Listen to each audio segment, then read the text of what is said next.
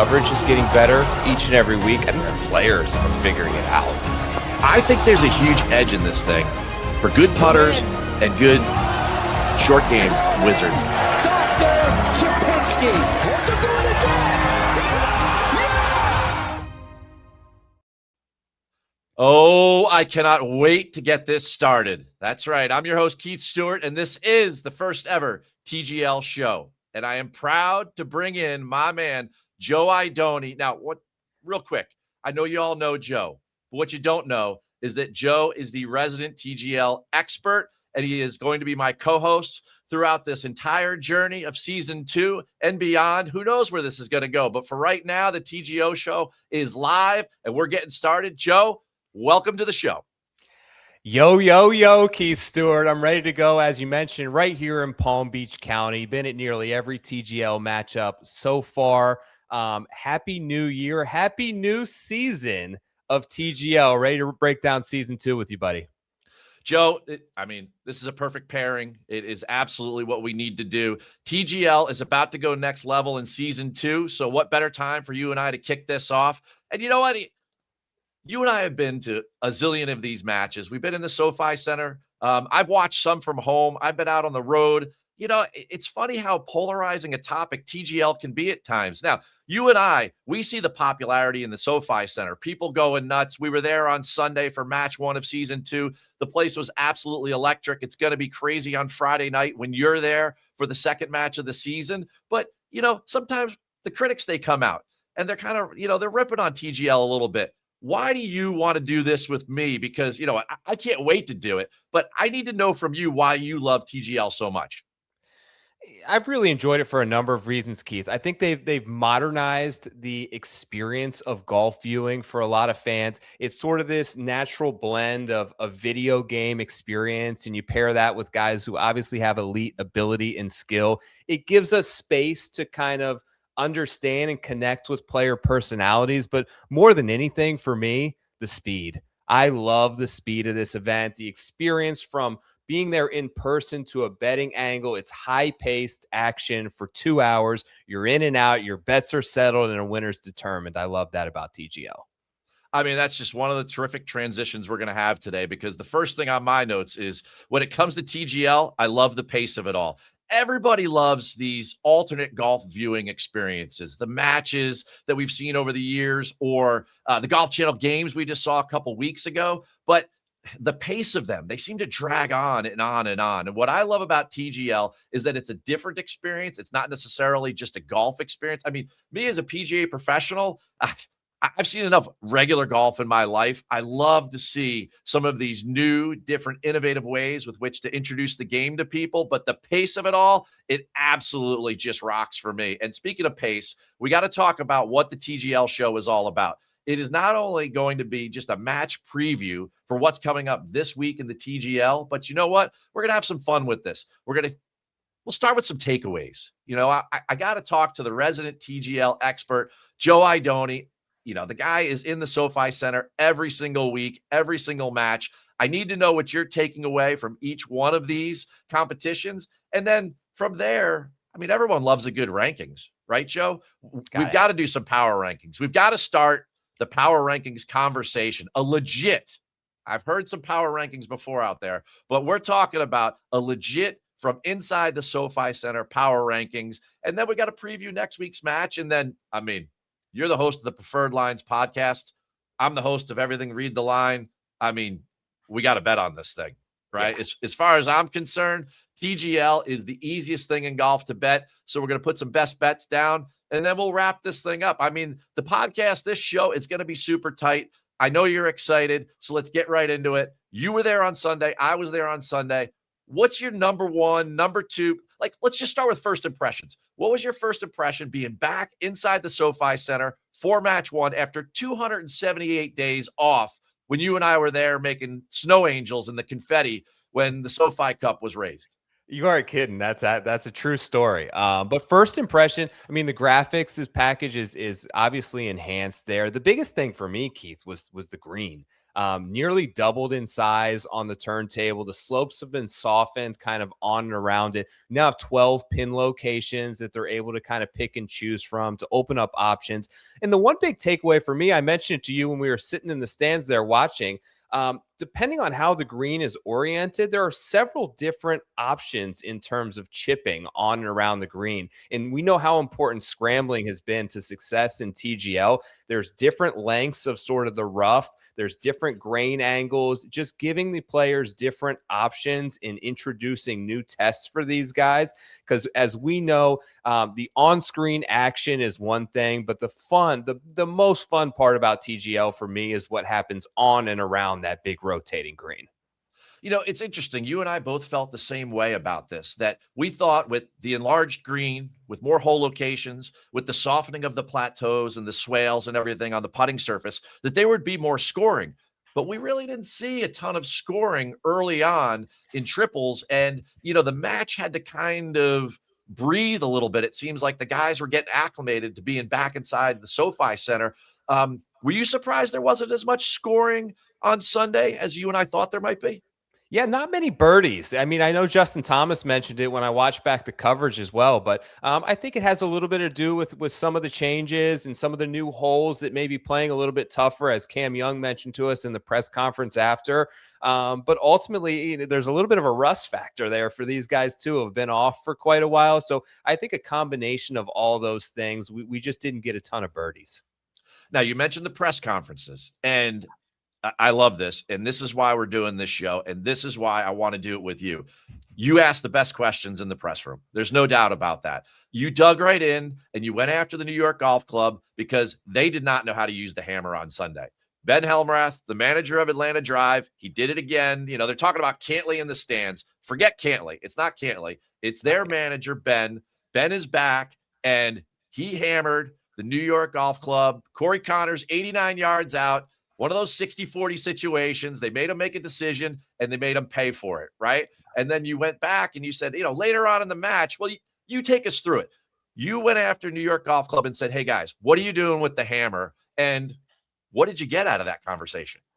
I don't even really think I went after them. I think it was a fair question that all of us sitting there were wondering, and it's the biggest difference maker in TGL. And what bothered me and what I think, stuck a lot of people was it was kind of rinse and repeat like last year, just like the championship, where one team is playing sim golf and one team is playing TGL. And from a strategy standpoint, Atlanta has understood that. And it was a little bit disappointing to see New York not adapt some of those strategies. I thought that they misused the hammer 3 times late in the match that could have won them that.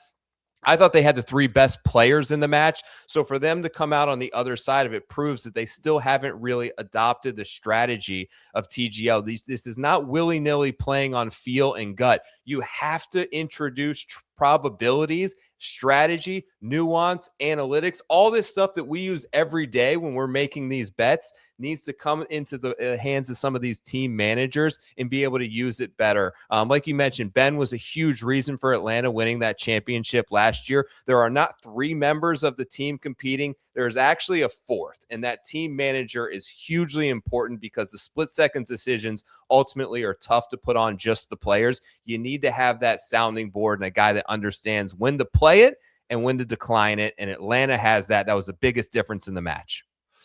Everybody, I was sitting next to Joe in the press room. We asked the question. And when Xander said, quite bluntly, we just forgot the hammer. We forgot it over at the bench. This is the point. The manager, the 4th man, he could have ran that hammer over. They could have done something there. They weren't prepared to do it. But you know what you and I are prepared to do? We're prepared to do some power rankings. Why don't you hit me up and let's get them started. Let's do it, buddy.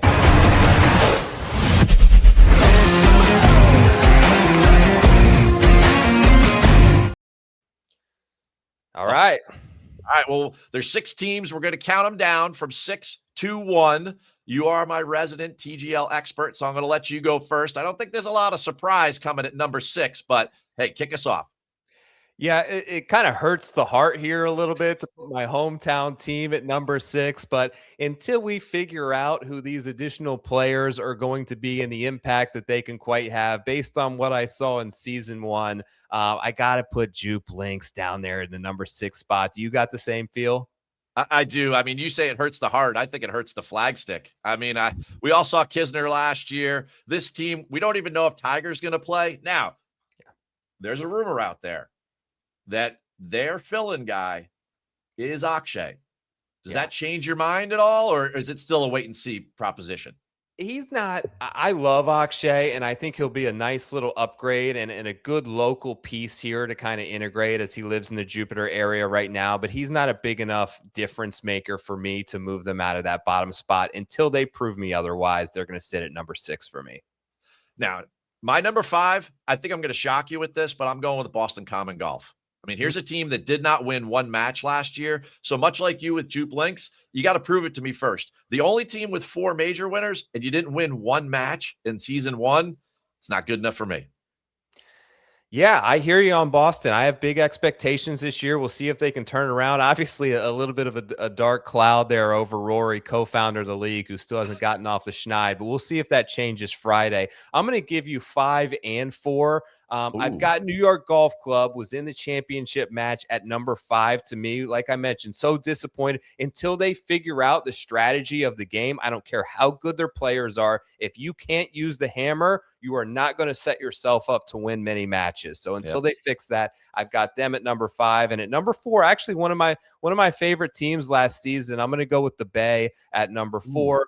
Surprised a lot of people last year, but I've got them in the number 4 slot for me. I've got 2 similar teams coming your way. For me, number 4, I got to go New York. And for all the reasons you outlined above, and it was interesting to me that Ricky Fowler didn't play in that first match. Now, I know Matt Fitzpatrick was super, super hot all fall. I think they picked the 3 hottest players with which to play with. But the way Xander played, we got to get Ricky in there if they're going to jump up a spot. And for me, number 3, I'm going to go with the Bay. The Bay, to me, is the team that could be the biggest value on the overall SoFi Cup board early on, because they're sitting there at plus 500, Joe. They're 5-1 right now, and they bomb it. They're great with the short game. And, you know, one of the things we've seen, we saw it with Billy again the other day, if you can make long putts, you will win holes. You have to win holes with birdies and eagles. And those guys, Minwoo, Wyndham, the steady Shane, those guys can score. Certainly Ludwig, amazing. But I mean, that team to me is the one I think will have the most fluctuation on the board. For me, number 2, I'm going to go with the Ben Helmuth led Atlanta Drive, right? Even without Justin Thomas, even without Patrick Cantley. I mean, they're subbing in guys, and Billy Ho, it's still Horschel's house. You coined it the other day, you know, the house that Billy built. I'm going with the Atlanta Drive at number 2. All right, I like that. You had a good take there on the Bay. They've got a ton of experience and 4 guys who really understand TGL. Maybe I have them a little bit too low. At number 3 for me, I've got Boston. I just really feel like Rory rebounds this year. Keegan was awesome in singles. We'll get to that later. And the addition of Michael Thorne Bjornsson, I think, is valuable for them. At number 2, I'm going to go LA. A lot of expectations there for them this season after being the number 1 seed, failing to make the championship. And then at number 1, to me, until somebody proves me otherwise, the team that yields the hammer better than anyone, I've got one right here, Keith Stewart, live from the SoFi Center. Atlanta Drive is going to be my number 1 team until they're unseeded. Brought the graphic up here. Looks like you got LA in that number 1 spot.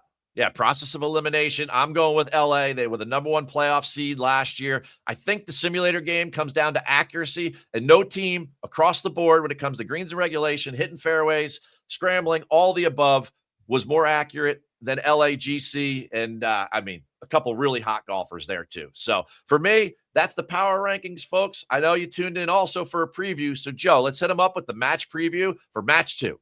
That is Tiger at best.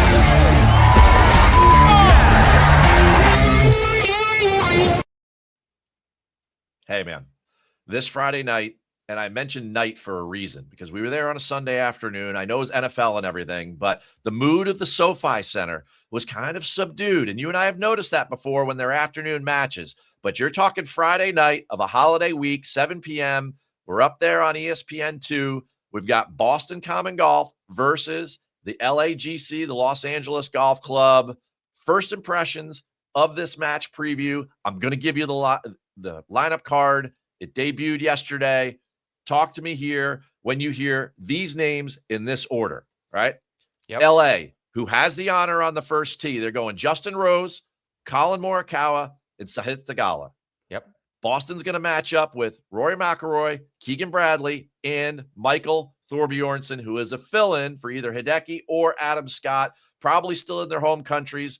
A little early for them in the holidays, so they're substituting the young star from Massachusetts, long ball hitter. What's your first reaction to those lineup cards? Yeah, excited to see Thor in the SoFi Center, baby.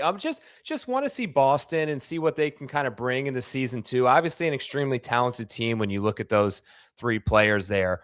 Co-founder of the league, put one on the board for goodness sake. Thorn Bjornsson, big hitting 24-year-old out of Massachusetts, like you mentioned. You pair him up with Rory and Keegan Bradley. Seems like a nice team, but you compare their struggles last season to the regular season dominance of LA. They had the number one seed. They garnered that headed into the playoffs. Their only blemish all year, Keith, was an overtime loss on that kind of awkward triple header day on President's Day. They start Rose, Morikawa, Sahith, a lot of positive experience inside the SoFi Center. And like most matches, I think I expect this. I know I'm sort of repeating the same narrative here, but I expect it's going to come down to the team who's able to effectively use the hammer and capture those 2-for-1 point holes. Well, you know what? Last year, Los Angeles, one of the reasons they had 4 victories was that they used the hammer second best to the Atlanta drive. So I think it's going to be a huge factor, and I think you're spot on there. And the question is in that, now you look at the odds right now, Boston Common is favored -125 on the FanDuel odds board, LA +100. A lot of value on a team that had 4 wins last year. But how do those teams, how do those lineup cards, how do they sit in your mind with the course that we have for match 2? Now, a lot of holes are the same as they were on Sunday, but of course we have those 2 new home team holes. We've got Star Road for Boston Golf, and we've got Showtime for LA. Holes we've seen before, just the names changed and kind of the outside setting changed. But the big news the other day was the 2 new holes.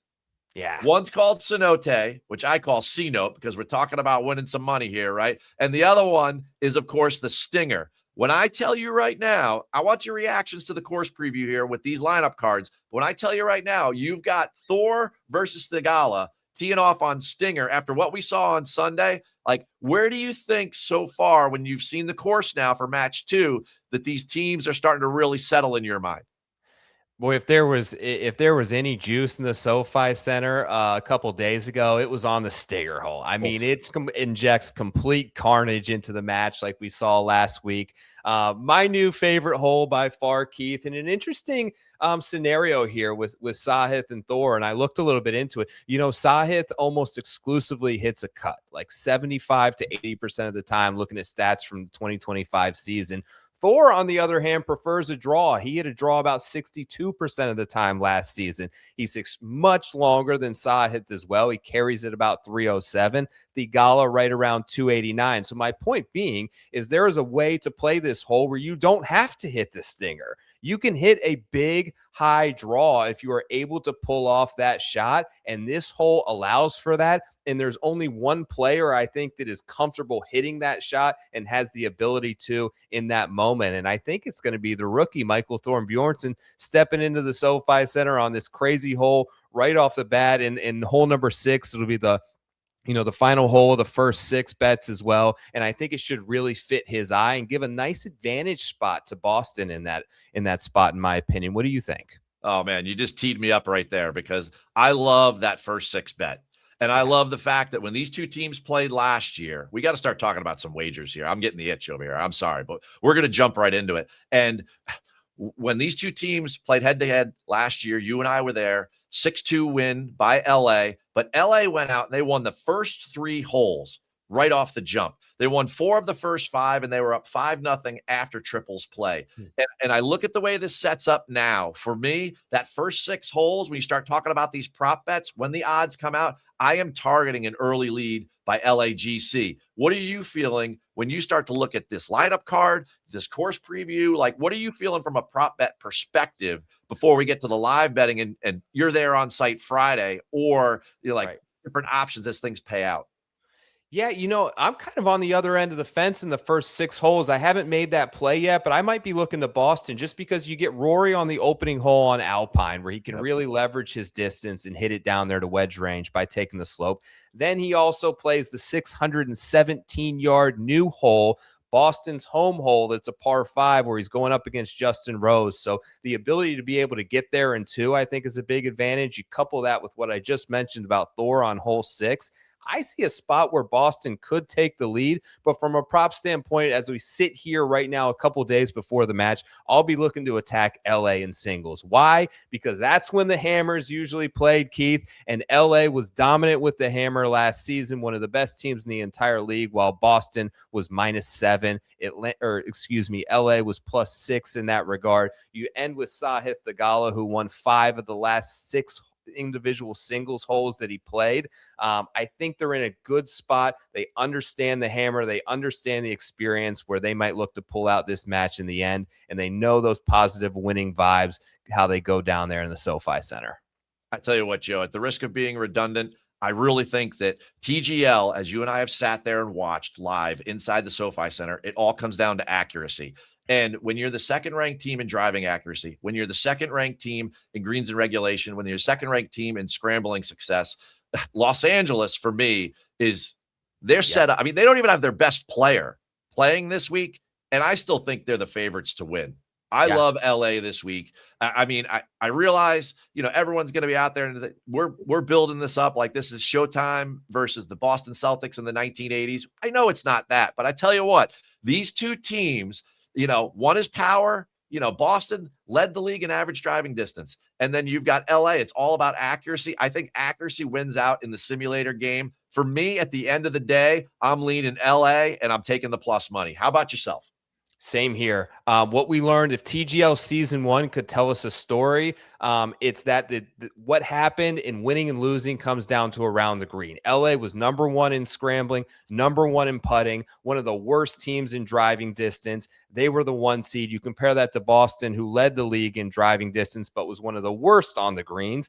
Thus, they couldn't win a single match. So what matters is what happens on the green. That's what LA has figured out. They figured out that. They figured out the hammer, and they're underdogs in match 1. I like them as well. Joe, you just tied a bow on it right there. Folks, you've heard the bets. You've heard the preview. You've heard our power rankings. Guess what? It's time for us to get out of here because you know what? We don't need a 40-minute show in order to figure all this out. Joe and I have got it dialed in. I got to thank you, my co-host there, Mr. Idone, for being with me. That's for sure. I got to thank our producer. I got to thank Golf Space Collective for helping us put all this together. And of course, I got to thank, obviously, everyone at TGL for all their support. Next week's show, it's got to be before match 3, which is Tuesday evening. So it's going to drop on Monday. We're going to have the TGL show right back within a half a week, Joe. I mean, what's your reaction to all of this? You having fun yet with me? Yeah, the season's going to move fast and furious, Keith. We know how quickly this goes. Excited to be here each week with you and continue to break it down. We'll see all you people out there for match 3. Thanks for watching the show. Hey, I'm your host, Keith Stewart. He's Joe Idone. This is the TGL show. Peace.